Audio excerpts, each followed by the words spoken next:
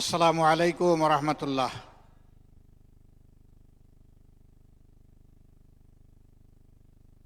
মর্যাদাপূর্ণ আসন ঢাকা ৭ আসনের আজকে ১১ দলীয় নির্বাচনী অক্ষের সমর্থিত প্রার্থী, দাঁড়িপাল্লা প্রতীকের প্রার্থী, আপনাদের সকলের সুপরিচিত বিশিষ্ট ব্যবসায়ী আলহাজ হাফিজ এনায়েতুল্লাহ সমর্থনে এই নির্বাচনী জনসভার সম্মানিত সভাপতি, সভা মঞ্চে বসা প্রথিত যোশা রাজনীতিবিদ, বিশিষ্ট মুক্তিযোদ্ধা, খেতাবপ্রাপ্ত মুক্তিযোদ্ধা, এলডিপির সম্মানিত চেয়ারম্যান ডক্টর কর্নেল অলি আহমদ বীর বিক্রম,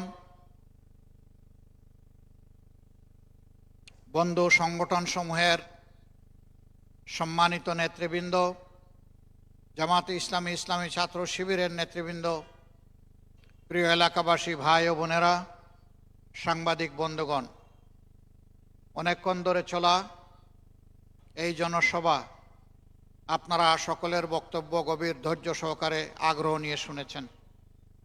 এর বাইরে খুব বেশি বলার মতো আমার কাছে কিছু নেই। আমি তাদেরই বক্তব্যের কিছু পুনরাবৃত্তি করে আপনাদের সহযোগিতা, দোয়া, ভালোবাসা চেয়ে ইনশাআল্লাহ আমার বক্তব্য আমি শেষ করতে চাই। সম্মানিত এলাকাবাসী, আমরা সময়ের এমন একটি বাস্তবতায় এসে দাঁড়িয়েছি, যেই সময়টা হাতছানি দিয়ে আমাদেরকে ডাকছে আর বলছে, সামনে হয় তোমাদের জন্য আলোকিত জীবন, না হয় অন্ধকার। তোমরা কি আলোকে বেছে নিবে নাকি অন্ধকারকে বেছে নেবে? ৫৪ বৎসরের দুর্নীতি এবং দুঃশাসনের নিচে চাপা পড়া বাংলাদেশ আজকে উঠে দাঁড়াতে চায়। কে তারে ডানা ধরে হাত ধরে শক্ত করে উঠাইয়ে দেবে, সেই অভিভাবকের প্রতীক্ষায় এখন বাংলাদেশ। ১৮ কোটি মানুষের এই বাংলাদেশ দীর্ঘ যাতনা, জুলুম, নির্যাতনের পর ২৪শে জুলাইয়ে আমাদের কলিজার টুকরা সন্তানেরা, যুবক যুবতীরা সেদিন উঠে দাঁড়িয়েছিল, আর তারা বলেছিল আমরা দাঁড়িয়ে গেলাম। আপনারা দেখেছেন ওই ভয়াবহ দিনে ফ্যাসিস্ট সরকারের স্বরাষ্ট্রমন্ত্রী নির্দেশ দিচ্ছেন, তোমরা দাঁড়িয়ে আছো কেন? গুলি কি শেষ হয়ে গেছে? তোমাদের অস্ত্র থেকে গুলি বের হয় না কেন? তখন একজন কর্তব্যরত খুনি অফিসার জবাব দিয়েছিল, স্যার, গুলি একটারে মারি, একটাই পড়ে, দ্বিতীয়টা দাঁড়িয়ে যায় স্যার। এইভাবে যে জাতির সন্তানেরা দাঁড়িয়ে যায় তাদেরকে পরাজিত করার শক্তি কারণে। সম্মানিত ঢাকাবাসী, আপনারা ইতিহাসের অনেক বেদনাদায়ক ঘটনার সাক্ষী। সর্বশেষ ঘটনাটি সারা বাংলাদেশকে, বিশ্বকে নাড়া দিয়েছে। এই আপনাদের এলাকায়, মিটফুট এলাকায়, নিজের দলের একজন লোককে, ওই দলের যারা চাঁদাবাজ, তারা এসে তার কাছে চাঁদা চেয়েছে। সে চাঁদা দিতে অস্বীকৃতি জানিয়েছে। স্পষ্ট দিবালুকে তাকে দফায় দফায় পাথর মেরে, মৃত্যু নিশ্চিত হওয়ার পরে আবার পাথর মেরেছে নির্মমভাবে, মেরে তাকে খুন করেছে। যে দলের কর্মীরা চাঁদার নেশায় নিজের ভাইকে, বন্ধুকে, সহকর্মীকে পর্যন্ত ছেড়ে কথা বলে না, জীবনটাই নিয়ে নেয় চাঁদা না পেলে, সেই দল সম্পর্কে আমাদের অনেক চিন্তা ভাবনার প্রয়োজন আছে। ডক্টর কর্নেল অলি আহমদ বীর বিক্রম দীর্ঘদিন একটি রাজনৈতিক দলের অংশই শুধু ছিলেন না, সামনে থেকে তিনি নেতৃত্ব দিয়েছিলেন। তিনি সফলভাবে তার এলাকা থেকে বারবার নির্বাচিত হয়েছিলেন। জ্যেষ্ঠ নেতা হিসেবে মন্ত্রিত্বের গুরুদায়িত্ব পালন করেছিলেন। তিনিও শেষ পর্যন্ত সেই ঠিকানায় থাকেননি। আমরা আমাদের ভাইদেরকে বলবো, দীর্ঘদিন আমরা একসাথে ছিলাম, পথ চলেছি, সুখে দুঃখের অংশীদার ছিলাম। আপনারাও নির্যাতিত ছিলেন, আমরাও নির্যাতিত ছিলাম। আমাদের নির্যাতনের ধরনটা একটু ভিন্ন। এক এক করে আমাদের 11 জন সিনিয়র দায়িত্বশীল নেতাকে ঠান্ডা মাথায় বিচারের নামে অবিচার করে খুন করা হয়েছে। তাদের 5 জনকে ফাঁসিতে ঝুলিয়ে নির্মমভাবে হত্যা করা হয়েছে, আর 6 জনকে জেলের ভিতর মৃত্যুর দিকে ঠেলে দিয়ে মৃত্যু নিশ্চিত করা হয়েছে। 2 জন আমিরে জামাত থেকে শুরু করে একজন বিশ্ববিখ্যাত মুফাসসিরে কোরআন, যিনি বাংলাদেশের বিপুল সংখ্যক মানুষের অন্তরে ভালোবাসার একটা বিছানা পেতে নিয়েছিলেন, তাকেও শেষ পর্যন্ত রহস্যজনকভাবে খুন করা হয়েছে। মহান আল্লাহ তাআলার দরবারে দোয়া করি, আল্লাহ তাদের সকলকে শহীদ হিসাবে কবুল করুন। সেই যে 2009 সালের 25 এবং 26 ফেব্রুয়ারি ঢাকার পিলখানায় বিডিআর সদর দপ্তরে পরিকল্পিতভাবে বাংলাদেশ সেনাবাহিনীর 57 জন দেশপ্রেমিক, চৌকস, প্রতিশ্রুতিশীল সেনা অফিসারকে হত্যা করে হত্যার রাজনীতির সূচনা হয়েছিল, তা 24-এর 5ই আগস্ট পর্যন্ত অব্যাহত ছিল। এ দীর্ঘ সময়ে আমরা আমাদের হাজারো কর্মীকে হারিয়েছি। তারা মিনিমাম বিচারটাও পায়নি, আদালতের মুখও দেখেনি। কিভাবে তাদেরকে হত্যা করা হয়েছে আল্লাহ তাআলা তার সাক্ষী, দেশবাসী তার সাক্ষী। সাজানো নাটক সাজানো হয়েছে। হাত পা বেঁধে তাদেরকে গাড়ি থেকে নামানো হয়েছে, পিছন থেকে গুলি করে খুন করা হয়েছে। আর বলা হয়েছে অস্ত্র উদ্ধার করতে নিয়ে যাওয়া হয়েছিল, তার সমর্থকরা এসে হামলা করলে আমরা পাল্টা গুলি চালাই, তাতেই সে মারা যায়। আর কেউ মারা যায় না, মারা যায় ওই ব্যক্তিটি যাকে ধরে নিয়ে কালো কাপড় দিয়ে চোখ বেঁধে হাতের মধ্যে হ্যান্ডকাপ পরিয়ে দাঁড় করিয়ে রেখে হত্যা করেছে, শুধু সেই মারা যায়, আর কেউ মারা যায় না। এগুলা সব ছিল সাজানো নাটক। সেই নাটকে কত মায়ের কোল খালি হয়েছে। আমি সেই মায়েদের অনেকের মুখোমুখি হয়েছি। আমি তাদের চোখে পানি দেখি নাই, আমি রক্ত দেখেছি। বিশেষ করে 24-এর গণ অভ্যুত্থানে অনেক মা তার সন্তানকে হারিয়েছেন, অনেক পিতা তার সন্তানকে হারিয়েছেন, অনেক যুবতী বোন তার কলিজার টুকরা স্বামীকে হারিয়েছেন, অনেক অবুঝ শিশু তার পিতাকে হারিয়েছে, তার মাকে হারিয়েছে, ভাই তার বোনকে হারিয়েছে। এইভাবে নারী পুরুষ, শিশু বৃদ্ধ নির্বিশেষে মানুষগুলাকে খুন করে খাড়ি খাড়ি লাশে পরিণত করা হয়েছে। ছুপ ছুপ রক্ত দিয়ে গোটা বাংলাদেশের জমিনকে ভরে দেওয়া হয়েছে। বাংলাদেশ জামাতে ইসলামের সব কয়টি অফিস, কেন্দ্রীয় কার্যালয় থেকে শুরু করে সবগুলা 13.5 বছর বন্ধ করে রাখা হয়েছে। আমাদের নিবন্ধন বাতিল করা হয়েছে, আমাদেরকে নিষিদ্ধ করা হয়েছে। এমন কোনো জুলুম নাই যা আমাদের উপর করা হয় নাই। এমনকি আমাদের নেতৃবৃন্দের ঘর দুয়ার বোলডোজার দিয়ে ভেঙে চুরমার করে দেওয়া হয়েছে। আমাদের যুবক ছেলেদেরকে ধরে নিয়ে তাদেরকে ইলেকট্রিক শক দেওয়া হয়েছে। রিমান্ডে নিয়ে তাদেরকে অকথ্য ভাষায় গালিগালাজ করা হয়েছে এবং তাদের উপর পাশবিক নির্যাতন করা হয়েছে। কান্নারত অবস্থায় হাউমাউ করে যখন বাঁচার জন্য আকুতি করছে, তখন ফোনে তার মার সাথে লাগিয়ে দেওয়া হয়েছে, মা আমাকে বাঁচাও, তোমরা এতটা টাকা নিয়ে আসো তাহলে আমার জীবন বাঁচবে। এই কাহিনী ছিল আমাদের নিত্যদিনের সঙ্গী। আমি আমার নিজের কথাই বলবো, আমি দেশে ছিলাম, জেলের ভিতরে ছিলাম না। টানা 10 মাস আমি আমার পরিবারের কোনো সদস্যের মুখ দেখতে পারিনি। এই অবস্থা শুধু আমার ছিল না, লক্ষ লক্ষ মানুষের ছিল। শুধু জামাতে ইসলামের নেতাকর্মীর ছিল না, বিএনপি সহ সকল দলের নেতাকর্মী।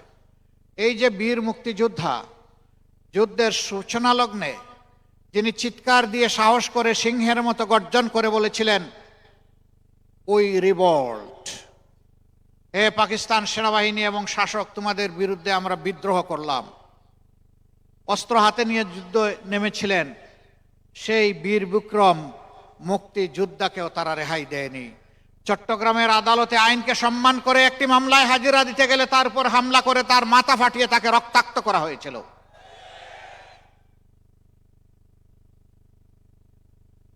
এখানে জাগপার সহসভাপতি আছেন, তার পিতার কোনো অপরাধ ছিল না, শুধু জামাতে ইসলামীর একটা মিটিংয়ে এসেছিলেন। সেই অপরাধে তার বিরুদ্ধে মামলা দিয়ে চিটাঙ্গের আদালতে, ঢাকার আদালতে তাকে এক জেল থেকে আরেক জেলে টানাটানি করা হয়েছে। এ সময় পাশে থেকে সারা দেশবাসী আমাদেরকে সাহস জুগিয়েছেন, দোয়া করেছেন, সাহায্যের হাত বাড়িয়ে দিয়েছেন, আমাদেরকে তারা ভালোবেসে আশ্রয় দিয়েছেন।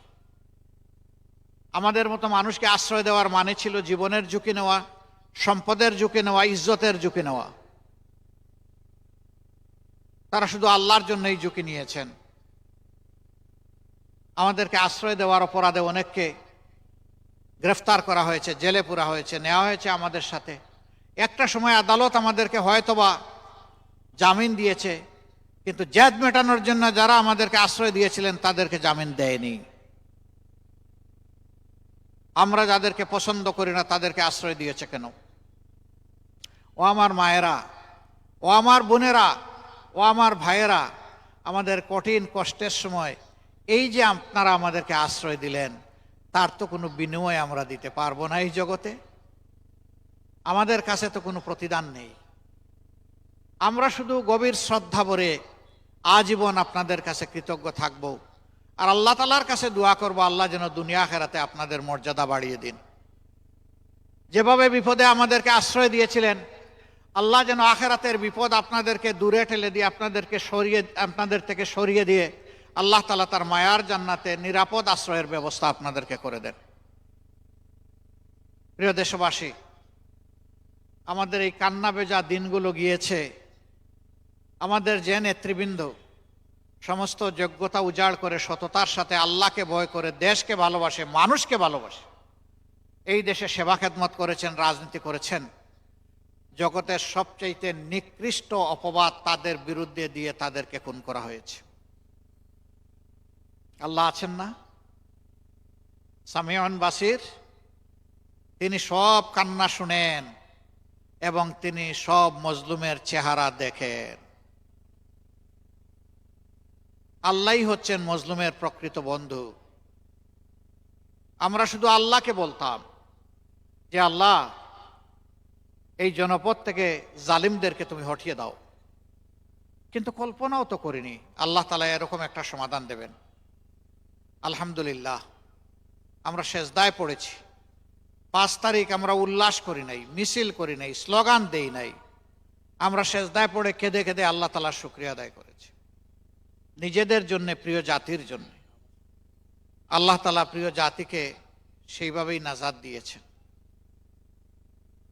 সম্মানিত ভাই বোনেরা, নামাজ শুরু হয়েছে এক এক জায়গায়, অবশ্য এক এক সময়। আমরা সংক্ষেপে বলেই বিদায় নেই। আজকে আপনাদেরকে আমি স্পষ্টভাবে বলতে চাই, গণভোটে হা মানে হচ্ছে আপনি আজাদির পক্ষে, গণভোটে না তার অর্থ হচ্ছে আপনি গুলামির পক্ষে। গুলামি না আজাদি? গুলামি না আজাদি? তাহলে ইনশাআল্লাহ 12 তারিখ ভোট হবে হায়ের পক্ষে।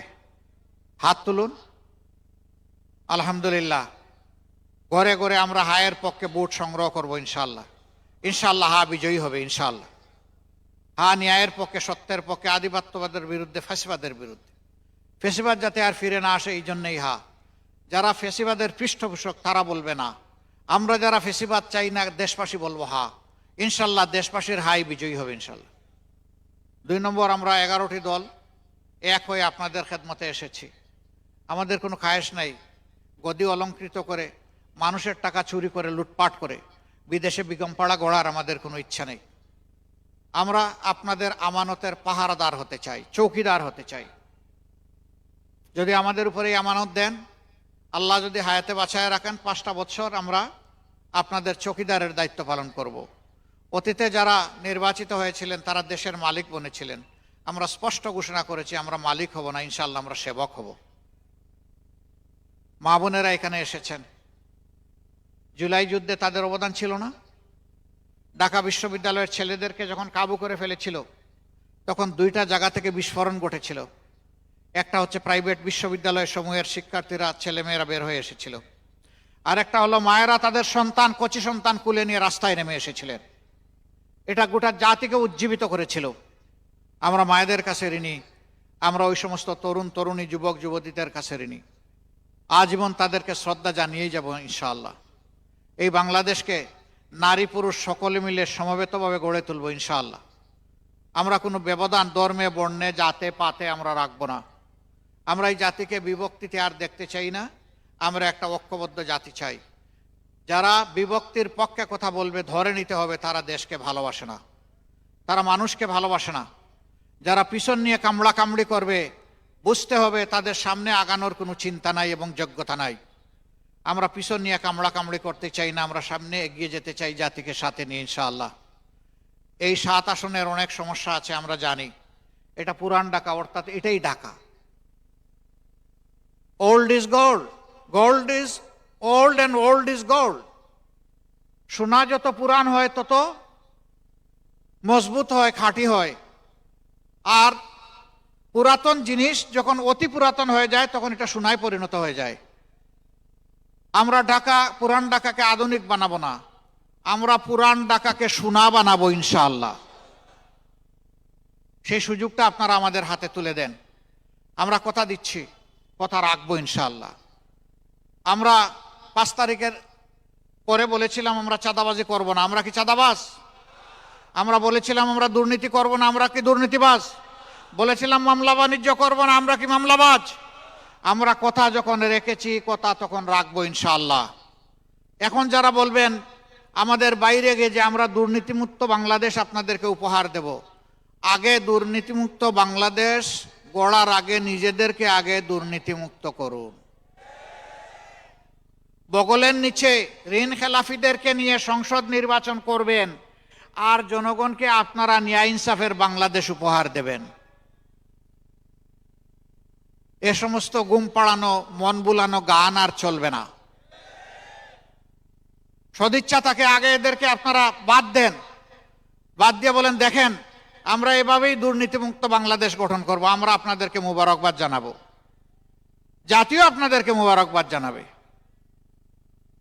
সম্মানিত ভাইয়েরা এবং বোনেরা, আসুন তাই 12 তারিখ আমরা ইনশাআল্লাহ গণভোটে হা বলি এবং 11 দলের প্রতীককে বেছে নেই আগামী দিনের নতুন বাংলাদেশের জন্য।